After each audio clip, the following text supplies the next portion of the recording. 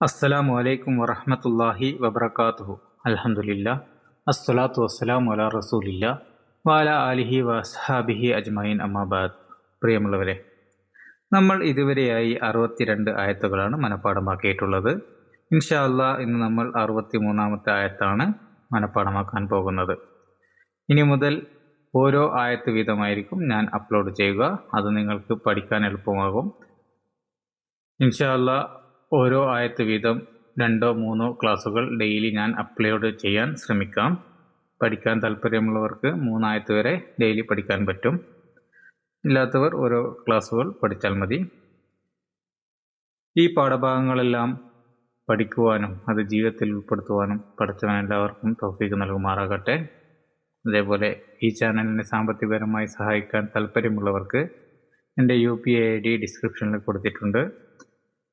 അതേപോലെ ഈ പാഠഭാഗങ്ങളെല്ലാം നിങ്ങളുടെ ഉറ്റവർക്ക് ഷെയർ ചെയ്യുക.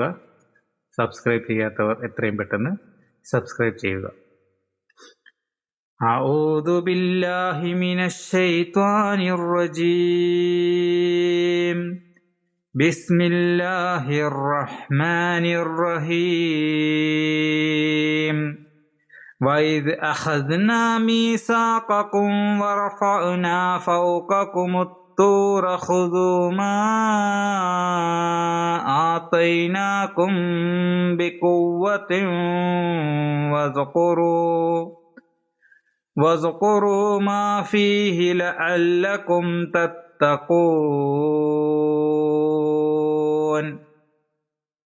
ഇനി നമുക്ക് ഈ ആയത്തിന്റെ തജ്വീദ് നിയമങ്ങൾ നോക്കാം.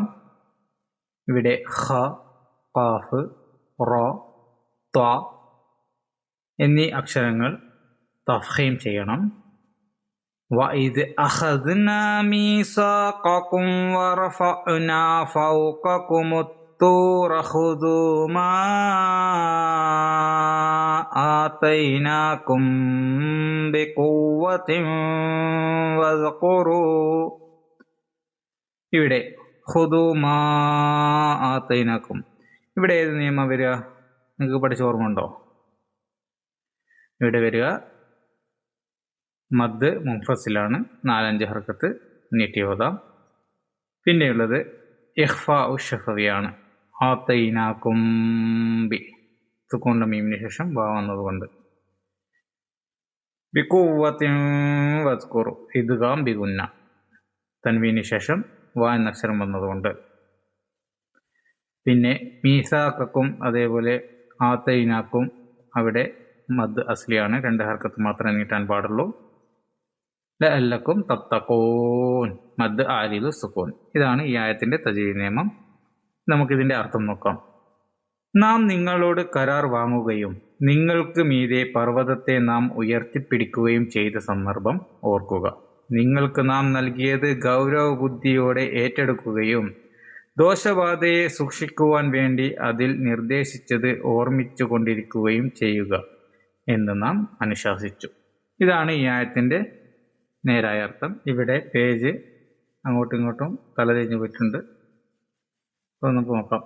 വഇദ് അഖദ്ന നാം വാങ്ങിയ സന്ദർഭം, മീസാഖക്കും നിങ്ങളുടെ ഉറപ്പ് അഥവാ കരാർ, വറഫഅന നാം ഉയർത്തുകയും ചെയ്തു അതായത് ഉയർത്തിയിരിക്കെ, ഫൗഖക്കും നിങ്ങളുടെ മീതെ, തൂറ തൂറിനെ അഥവാ പർവ്വതത്തെ, ഖുദൂ നിങ്ങൾ പിടിക്കുവിൻ സ്വീകരിക്കുവിൻ, മാ ആതൈനാക്കും നിങ്ങൾക്ക് നാം നൽകിയതിനെ, ബിഖുവ്വത്തിൻ ശക്തിയോടെ ബലമായി, വസ്കുറു നിങ്ങൾ ഓർക്കുകയും ചെയ്യുവിൻ, മാ ഫീഹി അതിലുള്ളതിനെ, ലഅല്ലക്കും നിങ്ങളായേക്കാം ആകുവാൻ വേണ്ടി, തത്തഖൂൻ നിങ്ങൾ സൂക്ഷിക്കും. ഇതാണ് ഈ ആയത്തിന്റെ വേർഡ് ബൈ വേർഡ് അർത്ഥം. ഒന്നാമത്തെ ഭാഗം ഇടത്ത ഭാഗത്താണ്. വഇദ് അഖദ്ന അത് എഡിറ്റ് ചെയ്യുമ്പോൾ മാറിപ്പോയതാണ്. ഇനി നമുക്ക് ഈ ആയത്ത് കാണാതെ ഓതി നോക്കാം.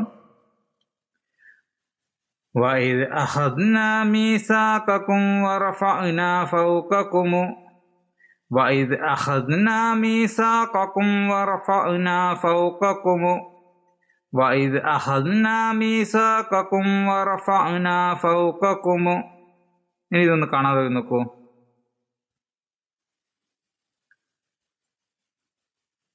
മനസ്സിൽ പതിയുന്നതുവരെ ആവർത്തിച്ച് ഓതിക്കൊണ്ടിരിക്കുക. മനസ്സിൽ പതിഞ്ഞ ശേഷം അടുത്ത ഭാഗത്തേക്ക് പോവാം.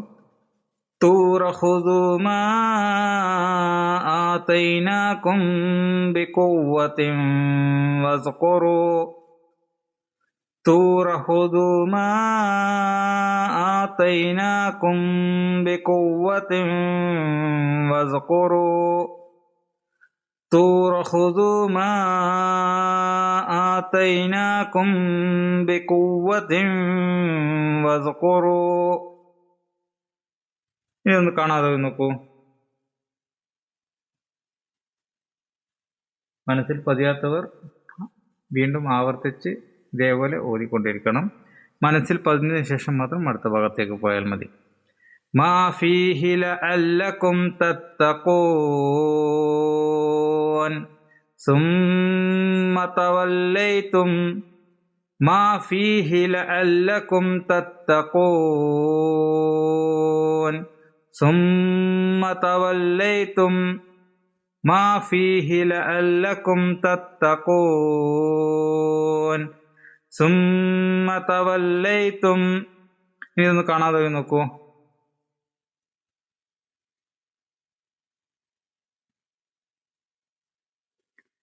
മനസ്സിൽ പതിഞ്ഞിട്ടുണ്ടെങ്കിൽ നമുക്ക് ഈ ആയത്ത് മൊത്തമായി ഒന്ന് ഓതി നോക്കാം. وَإِذْ أَخَذْنَا مِيثَاقَكُمْ وَرَفَعْنَا فَوْقَكُمُ الطُّورَ خُذُوا مَا آتَيْنَاكُمْ بِقُوَّةٍ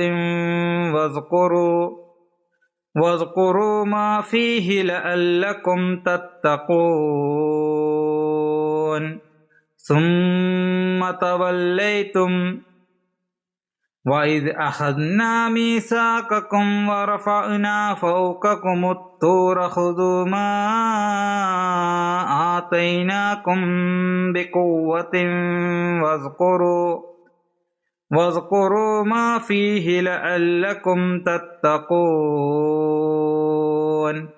ثُمَّ تَوَلَّيْتُمْ وَإِذْ أَخَذْنَا مِيثَاقَكُمْ وَرَفَعْنَا فَوْقَكُمُ الطُّورَ خُذُوا مَا آتَيْنَاكُمْ بِقُوَّةٍ وَاذْكُرُوا مَا فِيهِ لَعَلَّكُمْ تَتَّقُونَ ثُمَّ تَوَلَّيْتُمْ ഇനി ഇതൊന്ന് കാണാതെ നോക്കൂ.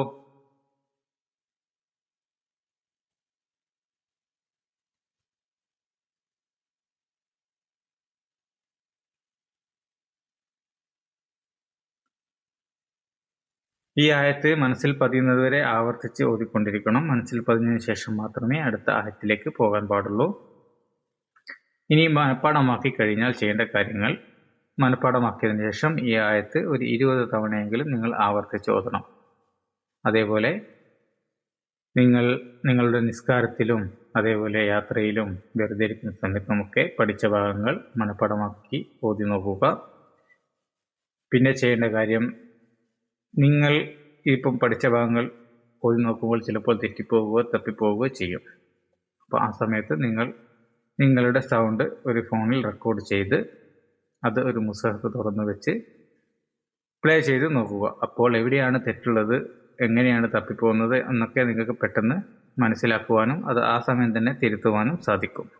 പിന്നെ ഈ ആയത്തൊക്കെ മനഃപ്പാഠമാക്കി കഴിഞ്ഞാൽ ഒരു നല്ല കാരിയുടെ ഖിറാഅത്ത് കേട്ടുകൊണ്ടേയിരിക്കുക. എന്തിനാണെന്ന് വെച്ചാൽ നിങ്ങളുടെ ഖിറാഅത്ത് ഒന്ന് ബെറ്റർ ആവാൻ വേണ്ടിയാണ്. അപ്പോൾ അടുത്ത ആയത്തുമായി അടുത്ത ക്ലാസ്സിൽ കാണാം. അസ്സലാമു അലൈക്കും വറഹ്മത്തുള്ളാഹി വബറകാതുഹു.